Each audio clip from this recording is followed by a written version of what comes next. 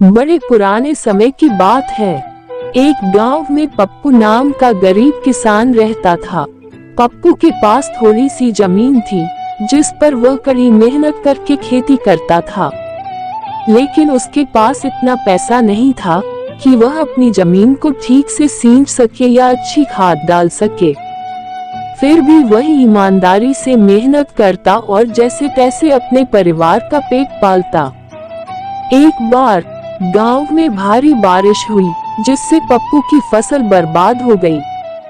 उसके पास खाने के लिए भी कुछ नहीं बचा।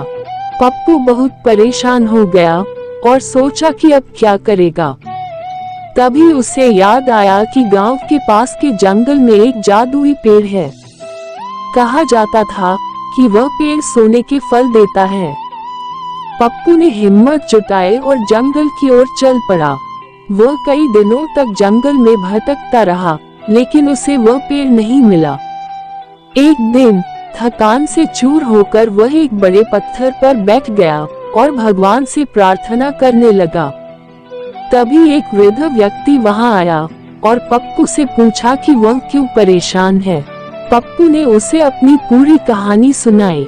वृद्ध व्यक्ति ने मुस्कुराते हुए कहा, तुम्हारी ईमानदारी और मेहनत को देखकर मैं प्रभावित हुआ। मैं तुम्हारी मदद करूंगा। चलो, मैं तुम्हें उस जादुई पेड़ के पास ले चलता हूँ। वृद्ध व्यक्ति ने पप्पू को जंगल के बीचों बीच ले जाकर एक पेड़ के पास रुकने को कहा। उसने पप्पू से कहा, ये है वह जादुई पेड़, इसे अपने ईमानदारी और मेहनत से सींचो और देखो कैसे ये तुम्हारी जिंदगी बदल देता है।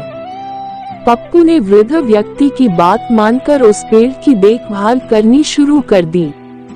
उसने अपने पास की थोड़ी थोड़ी जमीन से पानी लाकर पेड़ को सींचा, उसकी जड़ों के पास खाद डाली और उसकी अच्छे से देखभाल की। धीरे धीरे पेड़ ने फल देना शुरू कर दिया, लेकिन ये फल सोने के नहीं थे बल्कि आम के थे। पप्पू निराश नहीं हुआ।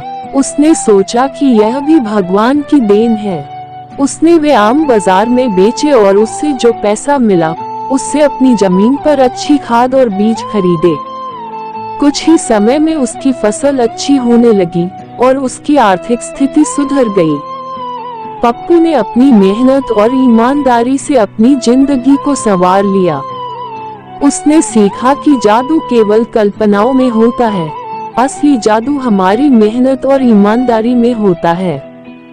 इस प्रकार पप्पू की कहानी यह सिखाती है कि कठिनाइयों से हार मानने की बजाय ईमानदारी और मेहनत से काम करने पर ही सच्ची सफलता मिलती है।